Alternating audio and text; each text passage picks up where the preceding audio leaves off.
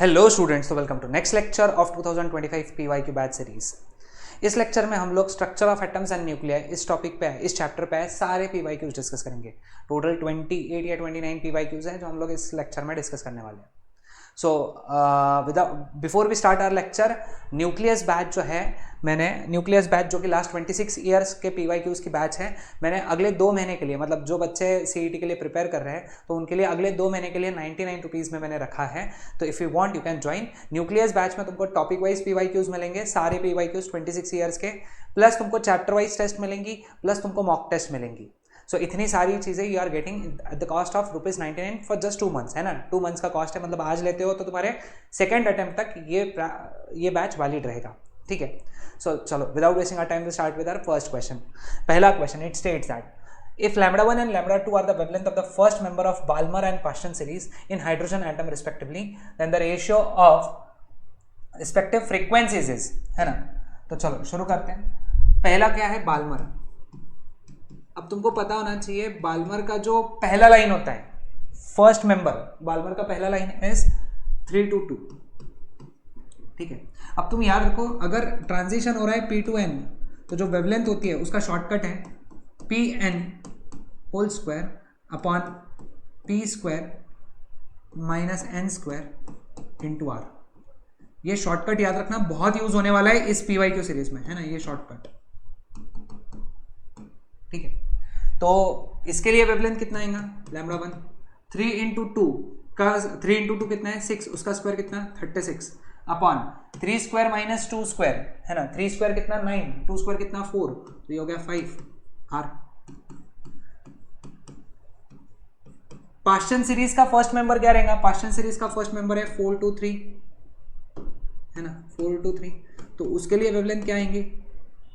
4 into 3 कितना? 12, उसका square 144 upon 4 square कितना? 16, 3 स्क्वायर कितना? 9, 16 माइनस 9 इज 7 R। हमको पता है frequency is inversely proportional to wavelength, तो F1 upon F2 it is λ2 upon λ1। λ2 कितना है? 144 अपॉन 7R इंटू λ1 उल्टा करना पड़ेगा, 5R अपॉन 36, R कैंसिल।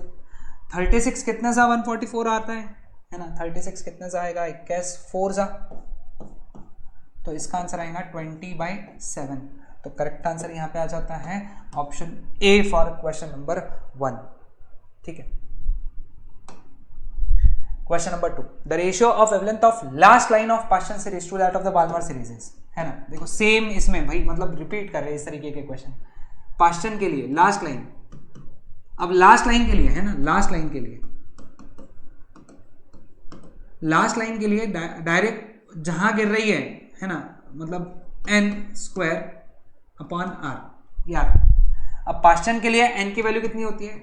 3, तो ये हो गया 9/R λ1 की वैल्यू, है ना। पास्चन के लिए थोड़ा सा अलग लिख देता हूं, ठीक है। अब दूसरा क्या है? बाल्मर। लास्ट लाइन है, लास्ट लाइन के लिए, तो λ2 कितना आएगा फिर? 4/R, ठीक है। तो हमको निकालना है λ1/λ2। λ1/λ2 कितना आएगा? 9/R इंटू, ये उल्टा हो जाएगा, R/4। तो करेक्ट आंसर आ गया 9/4, option A for question number 2।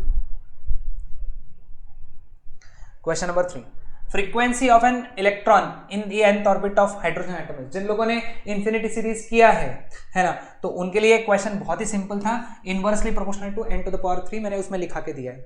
फिर भी अगर तुमको कंफ्यूजन है तो याद रखो, सबसे पहली चीज तो nth ऑर्बिट के लिए radius is directly proportional to n square and velocity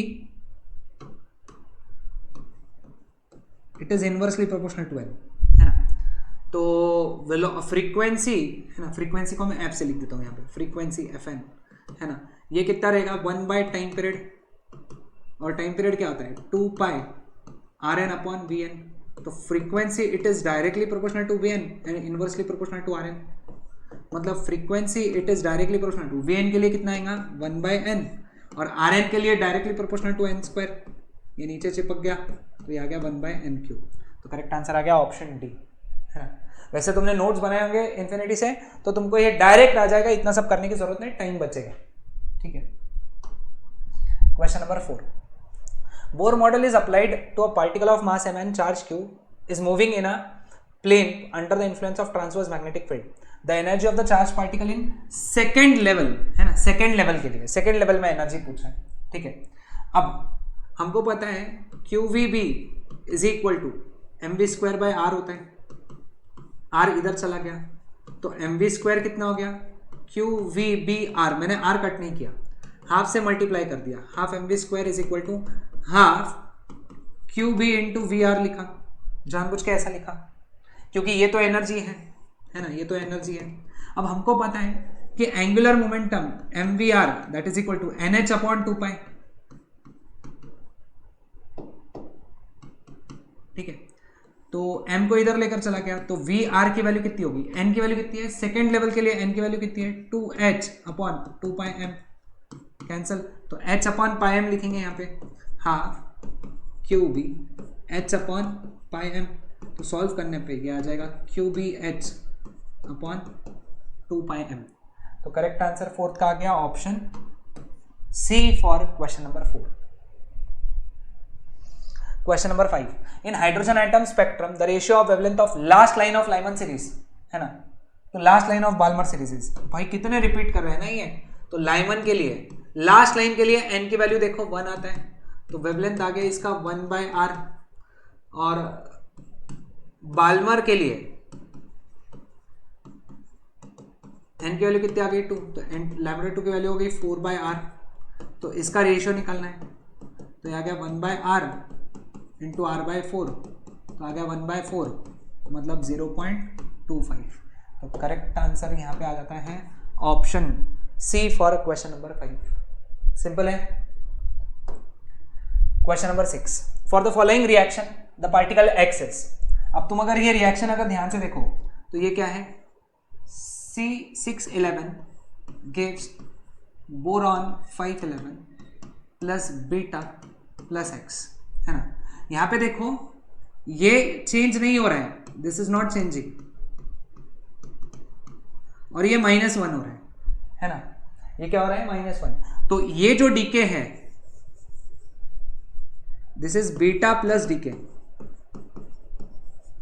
तो ये हो गया बीटा प्लस पार्टिकल, है ना, ये हो गया बीटा प्लस पार्टिकल, तो ये जो x है बीटा प्लस डीके में x जो होता है वो न्यूट्रिनो होता है, ये हमारे बुक में टेक्स्ट बुक में एक्सप्लेन्ड है, तो x जो पार्टिकल रहेगा वो न्यूट्रिनो रहेगा, तो करेक्ट आंसर यहां पे आ जाता है ऑप्शन बी। हाँ, अगर ये 1 से बढ़ता था यानी 6 की जगह 7 हो जाता था तो ये रहता था बीटा डीके, और बीटा डीके में वो एंटी न्यूट्रिनो हो जाता था, ठीक है।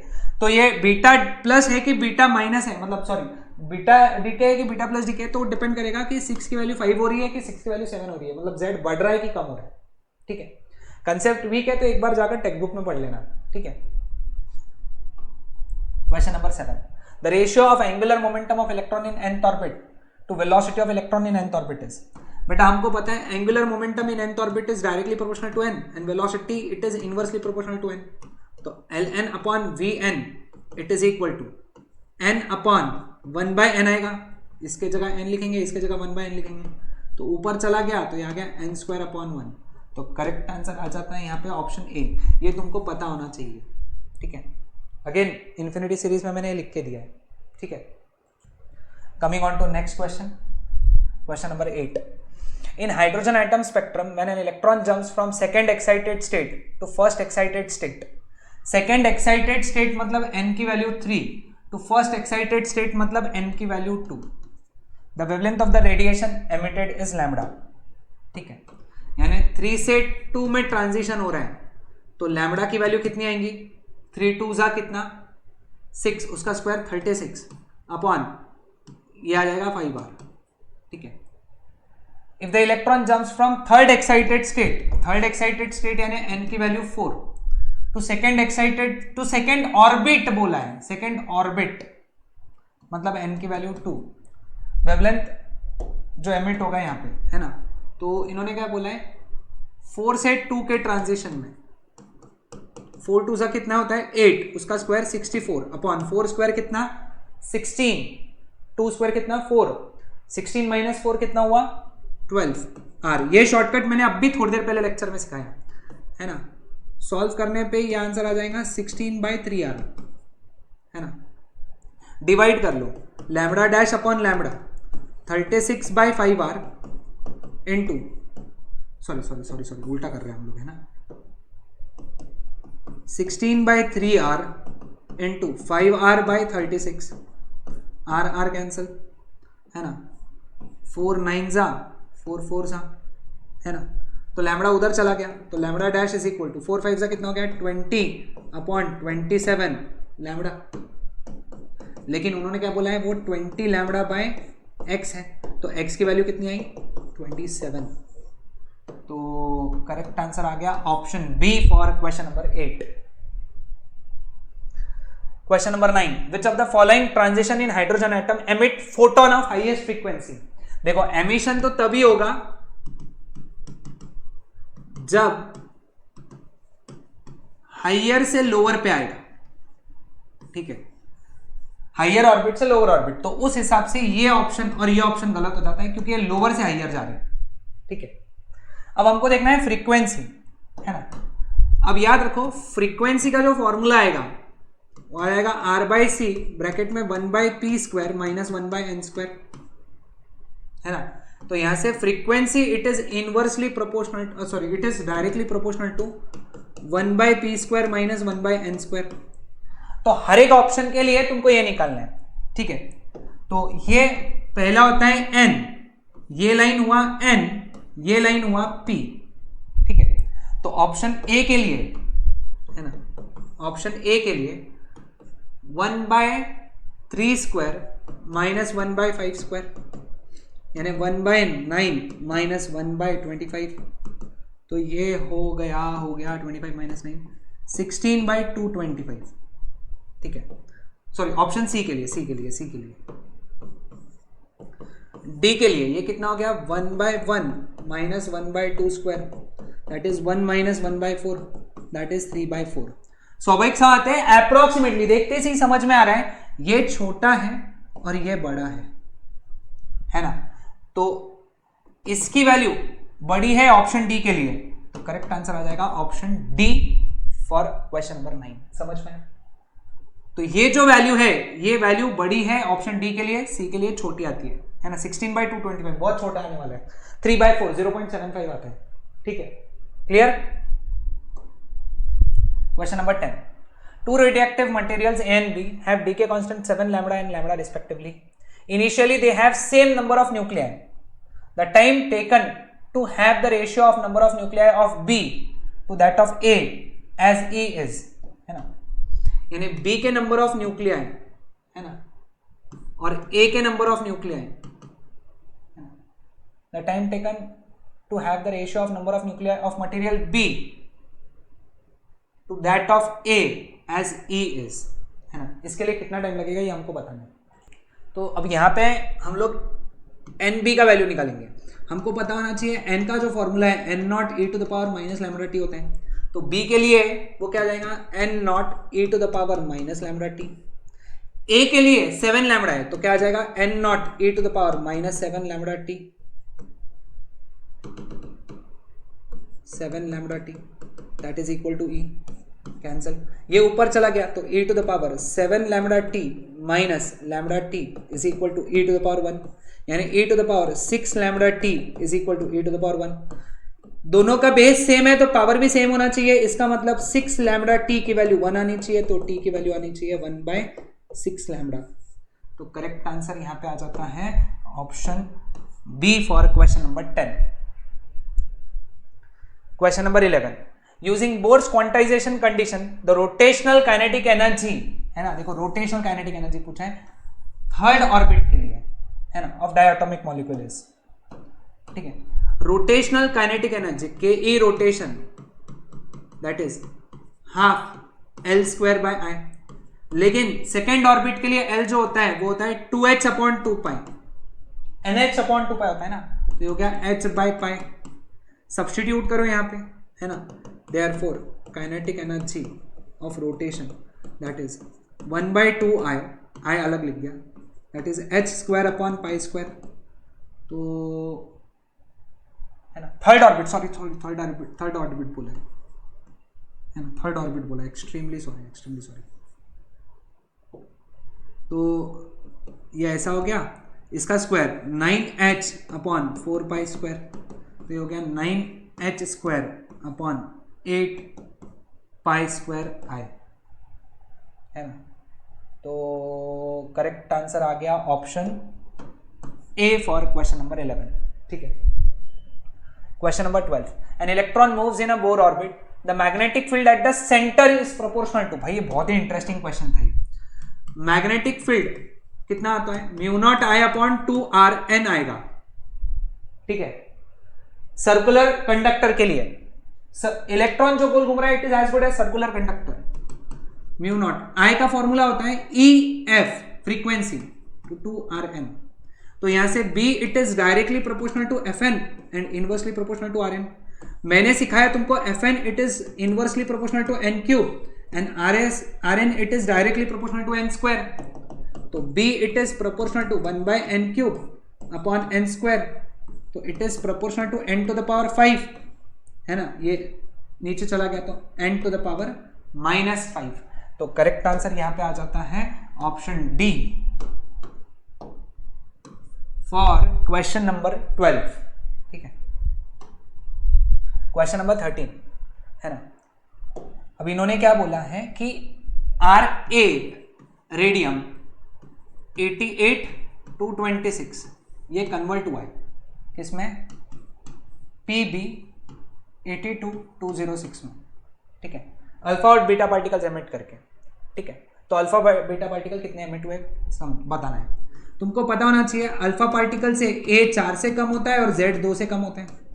बीटा पार्टिकल में A चेंज नहीं होता है और Z X से बढ़ता है। ठीक है, तो A को चेंज करने वाला, A यानी क्या है, एटॉमिक मास नंबर, उसको चेंज करने वाला कौन है, अल्फा पार्टिकल। ठीक है, कितने से, 4 से, है ना। तो यहां पे अगर अपन देखें A कितने से चेंज हुआ, 226 - 206। सपोज X अल्फा पार्टिकल और Y बीटा पार्टिकल एमिट हुए, एक अल्फा पार्टिकल 4 से कम करता है, तो X अल्फा पार्टिकल कितने से कम करेंगे, 4x से, तो 20 = 4x, तो x की वैल्यू हुई 5, तो 5 अल्फा पार्टिकल एमिट हुए। तो सीधा सीधा मैं अगर तुम्हारे जगह होता तो ऑप्शन ए टिक करके आगे बढ़ गया रहता, सॉल्व भी नहीं किया रहता, क्योंकि पहला पार्ट 5 सिर्फ एक ही ऑप्शन में। ओके, सीईटी में टाइम बचाना है, और ये अच्छी बात लगती है मुझे सीईटी की कि बहुत सारे क्वेश्चन ऐसे होते हैं जो आधे में ही सॉल्व हो जाते हैं, मतलब पूरा सॉल्व करने की जरूरत नहीं होती है। ठीक है, अब बीटा पार्टिकल के लिए करते हैं, चलो, लेकिन हमारा काम है बीटा पार्टिकल के लिए करना है ना। अब समझ लो Y बीटा पार्टिकल, अब मुझे बताओ ये चेंज कितने से हुआ, है ना, 88 - 82। अब ये कम कर रहा है ना, ये कम कर रहा है। ठीक है, कम कर रहा है, अल्फा पार्टिकल, एक अल्फा पार्टिकल 2 से कम करता है, तो x कितने से कम करेंगे, 2x से। लेकिन बीटा पार्टिकल 1 से बढ़ा रहा है, 1 से बढ़ा रहा है, अब यहां पे कम हो रहा है तो ये पॉजिटिव आएगा, लेकिन जो बढ़ा रहा है वो क्या आएगा, माइनस कितने, y। ये माइनस बहुत इंपॉर्टेंट है, तो इसको स्टार करेंगे माइनस। क्यों, क्योंकि बीटा पार्टिकल बढ़ा रहा है। ये देखो, ये कम हुआ, x यानी अल्फा पार्टिकल कम कर रहा है तो प्लस आया, क्योंकि ये कम होने वाला पार्ट है ना, यहाँ पे लेफ्ट साइड में कम होने वाला पार्ट है, तो ये कम कर रहा है इसलिए प्लस आएगा, ये बढ़ा रहा है इसलिए माइनस आएगा। ठीक है, ध्यान से, है ना। 88 - 82 कितना हुआ, 6, 2 × x की वैल्यू कितनी है, 5 - 5, y इधर, ये इधर, तो y की वैल्यू कितनी होगी, 2 × 5 = 10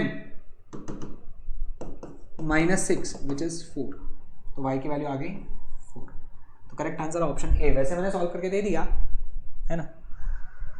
ओके, बहुत ही interesting question. Out of the following transition in hydrogen atom identify the transition which emits photon of higher frequency. ये रिपीटेड क्वेश्चन है ना, सेम एज क्वेश्चन नंबर। में तुमको क्वेश्चन नंबर भी बता देता हूं और आंसर भी बता देता हूं, तुमको सॉल्व करना है ना। आंसर नहीं बताऊंगा, एक काम कर दो, आंसर नहीं बताऊंगा, तुम बताओगे मुझे इसको सॉल्व करके, है ना। तो रिपीटेड क्वेश्चन है 14, तो इसका आंसर आना चाहिए। इसका आंसर बताओ, ये कौन से क्वेश्चन के जैसा रिपीट हुआ है, 9 नंबर के जैसे रिपीट हुआ है। तो ये तुम्हारा होमवर्क है, तुम कमेंट सेक्शन में मेरे को इसका आंसर बताओगे, देखते कितने लोगों को आ रहे हैं, है ना। सॉल्व करो, ठीक है, यहां से तो पहले समझ में आ गया कि ये ट्रांजिशन गलत है क्योंकि 1 to 2, 2 to 6 है, लोअर से हायर नहीं चाहिए, हायर से लोअर चाहिए, ठीक है, मैंने सिखाया था वहां पे। 15, अब देखो radioactive element A decays into radioactive element C by following processes, है ना। तो बोले ए और सी के बीच में रिश्ता बताओ, ए और सी, ए और बी क्या क्या है ना। तो देखो सपोज ए का ये जेड है, ये ए है, atomic number, atomic mass number.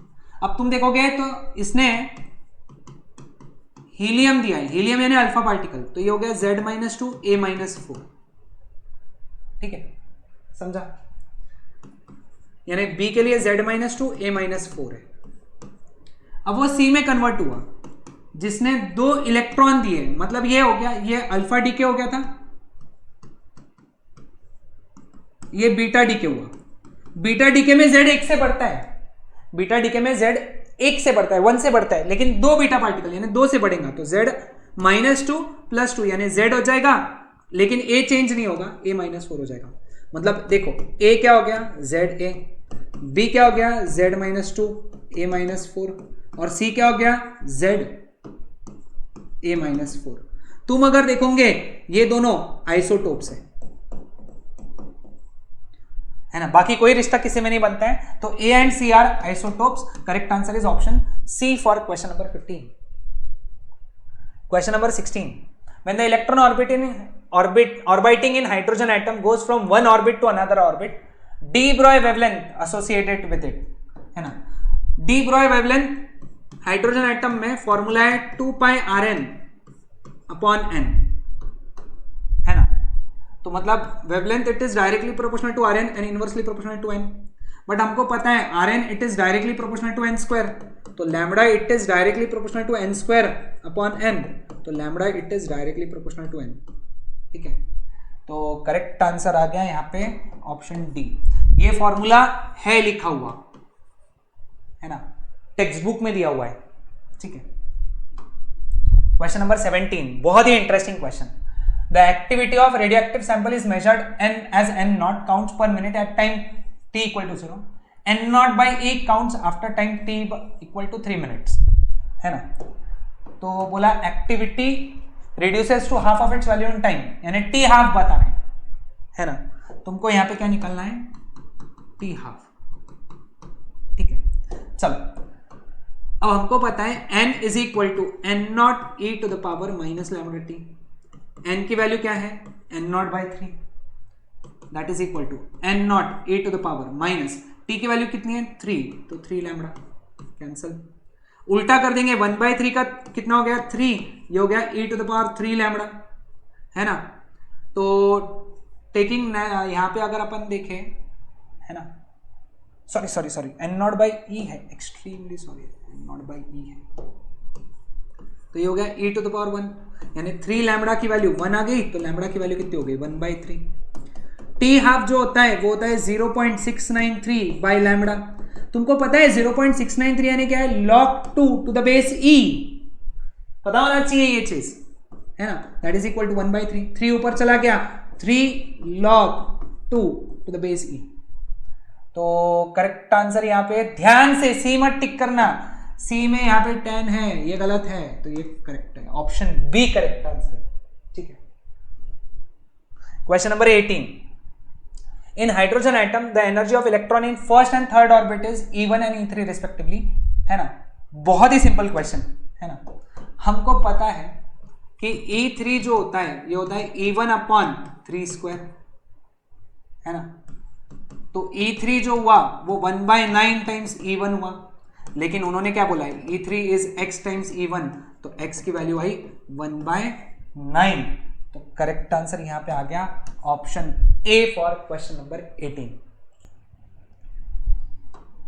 Question number 19, in hydrogen atom the transition from the state n = 6 to n = 1 results in ultraviolet radiation. ये सबसे भयानक क्वेश्चन था, है ना। मतलब मुझे समझा ही नहीं कि सीईटी वालों ने एकदम से खतरनाक क्वेश्चन कैसे डाला, मतलब ये जेई लेवल का क्वेश्चन था, है ना। तो चलो ठीक है, n = 6 से n = 1 में अल्ट्रावायलेट रेडिएशन आ रहा है, infrared radiation will be obtain in the transition. अब तुमको यहां पे ये नॉलेज होना चाहिए था कि अल्ट्रावायलेट से 10 टाइम्स करीब करीब वेवलेंथ होती है इंफ्रारेड की, है ना, अप्रोक्सीमेटली 10 टाइम से ज्यादा, 10 टाइम से ज्यादा। तुमको नॉलेज होना चाहिए था यहाँ पे, ठीक है। चलो अब चेक करते हैं। अब ट्रांजिशन अपना 6 to 1 था जब इंफ्रारेड मिला ना अपने को, सॉरी अल्ट्रावायलेट मिला, ठीक है, अल्ट्रावायलेट मिला।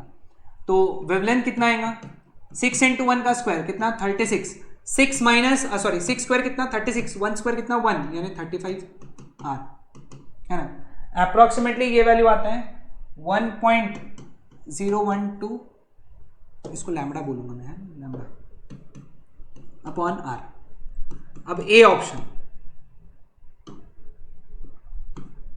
ऑप्शन में ट्रांजिशन है 3 to 2, सॉरी 3 to 1, तो उसके लिए वेवलेंथ कितनी आएंगी, है ना, 3 into 1 तो ये हो गया 9 upon 3 square minus 1 square 8 R, तो ये आ गया 1.125। ये मैंने कैलकुलेट करके रखा है, तुमको एग्जाम में कैलकुलेट करना था।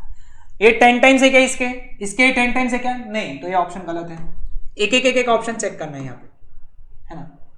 अगला है 4 to 2, तो इसके लिए कितना आएगा, 4 2 सा कितना 8, उसका स्क्वायर 64, 4 स्क्वायर माइनस 2 स्क्वायर कितना आएगा 12 आर, है ना।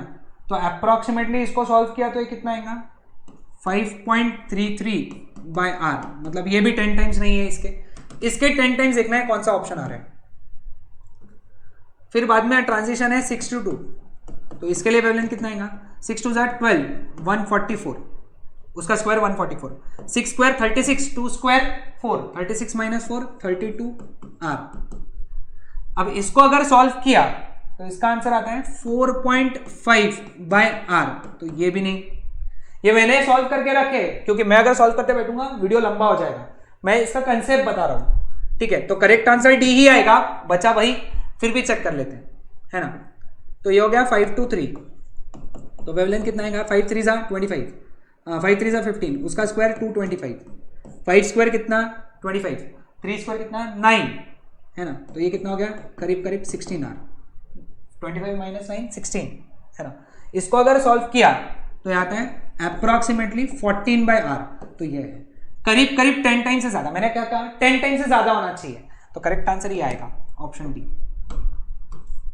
Option D would be correct answer. Tricky question था, एकदम tricky question.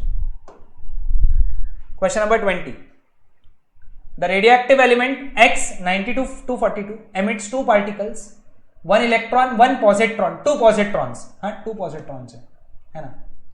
The product nucleus is represented by, है ना। तो बोला P की वैल्यू बताओ, X92-242 it goes into Y P234, एक इलेक्ट्रॉन एमिट हुआ है और 2 पॉजिट्रॉन यानी E+ एमिट हुआ है, ठीक है। अब याद रखो ऊपर और नीचे सेम होना चाहिए, मतलब यहां पे नीचे क्या है 92, यहां पे नीचे क्या है P, इलेक्ट्रॉन है इसलिए -1 और ये +2, है ना। समझा, क्लियर। 2 पॉजिट्रॉन है, ओके। एक्सट्रीमली सॉरी, यहां पे मैं देखना भूल गया, यहाँ पे टाइम की वजह से नहीं दिखा, ये 2 अल्फा पार्टिकल है, 2 अल्फा पार्टिकल, वहाँ पे वो टाइम की वजह से दिखा नहीं मुझे, हाँ वहाँ पे टाइम आ रहा है ना इसलिए तो हमारा इक्वेशन यहाँ पे ये इक्वेशन चेंज हो जाएगा, 2 अल्फा इलेक्ट्रॉन प्लस 2 पॉजिट्रॉन, है ना। 2 अल्फा पार्टिकल यानी क्या होता है पता है क्या तुमको, 2He24, ठीक है।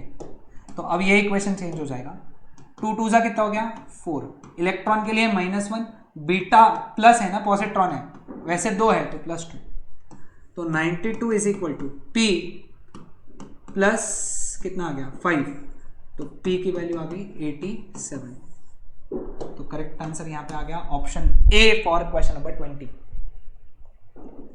Question number 21, radioactive element has disintegration rate 9000 disintegration per minute at particular instant. After 2 minutes it becomes 3000 disintegration per minute. The decay constant per minute is, यानी decay constant per minute यानी lambda निकालना, ठीक है। अब equation क्या आएगा यहाँ पे, N2 is equal to n1 e to the power lambda t2 minus t1।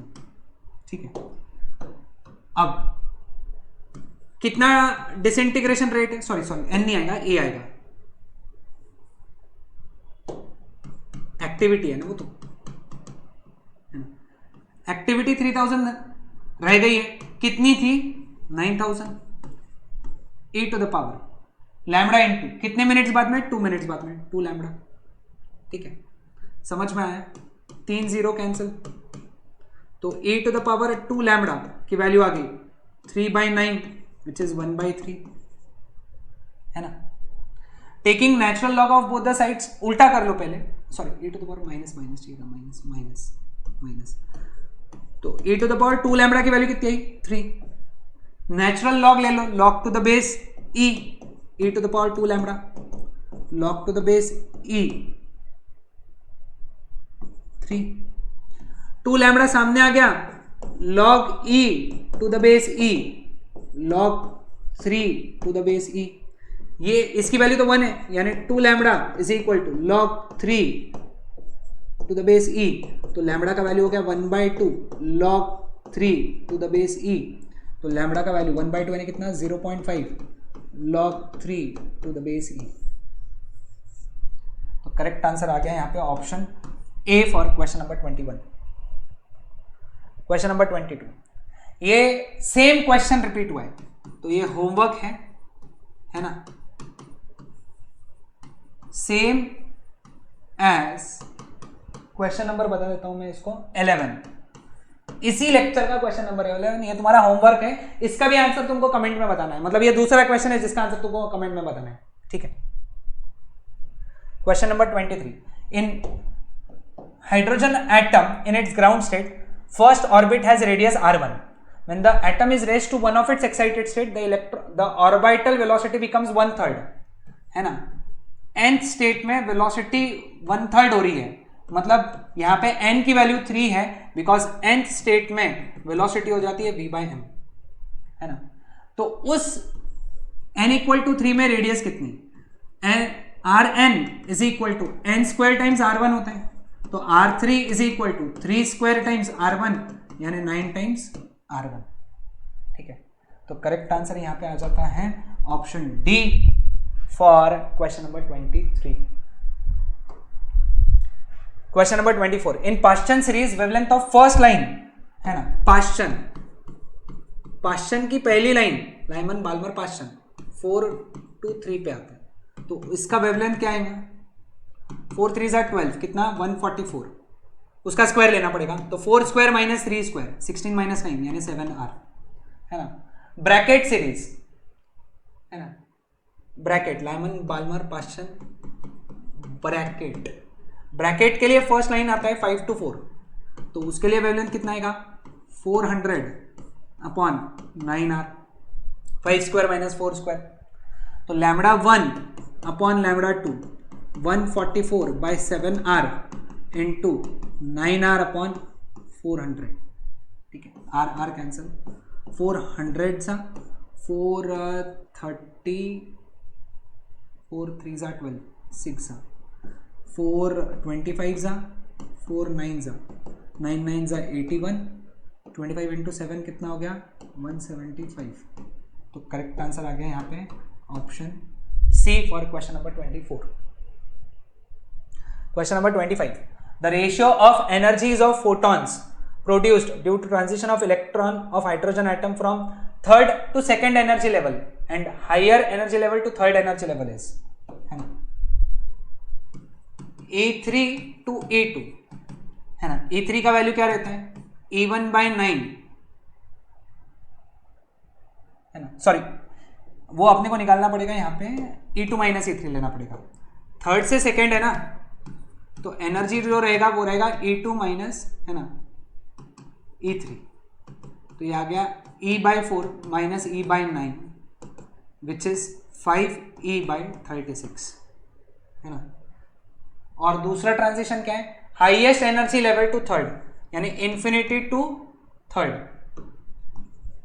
ठीक है, इंफिनिटी टू थर्ड के लिए एनर्जी जो रहेगा E डैश कितना रहेगा E3 minus E infinity, E3 का जो वैल्यू आ जाएगा दैट इज E/9, इन्फिनिटी पे 0 मान लेते हैं, तो E डैश की वैल्यू आ गई E/9।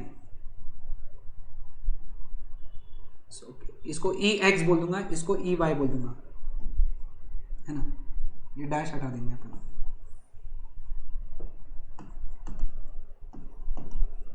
तो EX upon EY 5E/36 into 9/E, cancel 4 सा, तो आंसर आया 5/4। Option B for question number 25। Question number 26, the frequencies for the series limit of Balmer and Paschen series, है ना, ν1 एंड ν3, है ना, बाल्मर के लिए। अब फ्रीक्वेंसी देखो 1/λ का वैल्यू होता है r ब्रैकेट में 1/p² माइनस 1/n²। तो फ्रीक्वेंसी का जो फॉर्मूला आएगा वो c/λ आता है, तो ये हो गया RC ब्रैकेट में 1/p² माइनस 1/n²। ठीक है, तो बाल्मर है, पहला क्या है, बाल्मर, है ना, सीरीज लिमिट यानी लास्ट लाइन, सीरीज लिमिट यानी लास्ट लाइन, है ना, infinity to Lyman Balmer Paschen, है ना, Lyman Balmer Paschen, sir Lyman Balmer यानी 2 होते हैं। ठीक है, तो इसके लिए डायरेक्ट लैम्बडा निकल जाते हैं, है ना, λ1 कितना आ जाएगा 4/r। तो इसके लिए फ्रीक्वेंसी कितनी आ जाएगा, उल्टा करके फ्रीक्वेंसी हाँ, तो ये आ जाएगा RC/4। ठीक है, दूसरा कौन सा है, पास्टन है, पास्टन के लिए इन्फिनिटी टू 3 आता है, तो इसके लिए वेवलेंथ कितनी आ जाएंगी 9/r, तो फ्रीक्वेंसी कितनी आ जाएंगी RC/9। ठीक है, अब first line of Balmer series, है ना, सॉरी ये 3 आ गया, 3 है, 3 है। बाल्मर सीरीज की फर्स्ट लाइन, बाल्मर सीरीज की फर्स्ट लाइन कितनी रहेगी 3 to 2, तो उसके लिए वेवलेंथ कितना आएगा 3 2 कितना 6, 36/5r। ठीक है, तो फ्रीक्वेंसी कितना आएगा इसके लिए 5RC/36।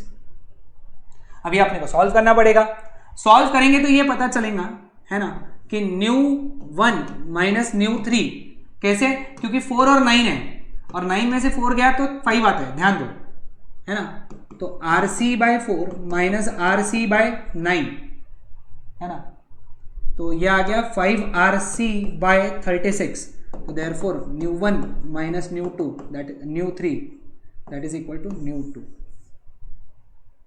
बहुत सॉल्विंग वाला क्वेश्चन था ये भी, है ना, सब 1 मिनट में करना है, तो सोचो कि कितने फटाफट तुमको फॉर्मूले याद होने चाहिए। 27, ये होमवर्क है तुम्हारा, अभी थोड़ी देर पहले किया था, ये तीसरा और लास्ट होमवर्क है, इसके आगे होमवर्क नहीं है। Same as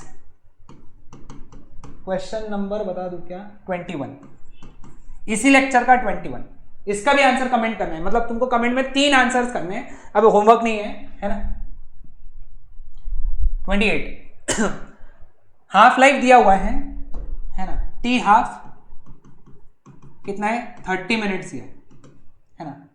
fraction of element remains अनडिकेड, है ना, कितने बच गए, रिमेन अनडिकेड यानी कितने बच गए, है ना, कितने बच गए वो होता है n0/2n।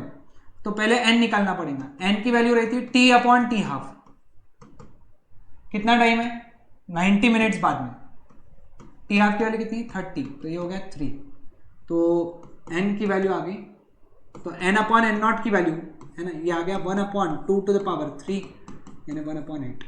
ये पूछा है तुमको, the fraction of radioactive elements remain undecayed, यानी तुमको पूछा है n/n0, तो उसका वैल्यू है 1/8। तो correct answer is option C for question number 28। Last question, ठीक है, the ratio of total energy of second orbit electron for hydrogen and for helium is, है ना।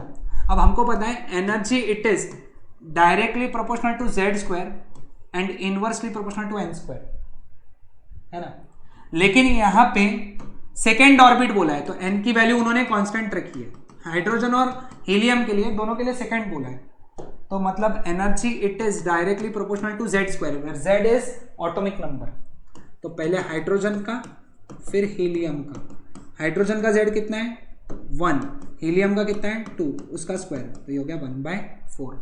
तो करेक्ट आंसर आ गया इसका option D for question number 29। तो ये हमारे टोटल 29 क्वेश्चंस होते हैं of topic structure of atoms and nuclei. अब कल के लेक्चर में हम लोग नए टॉपिक डिस्कस करेंगे 2025 PYQ सीरीज के। मिलते हैं नेक्स्ट लेक्चर में, टिल देन बाय एवरीवन।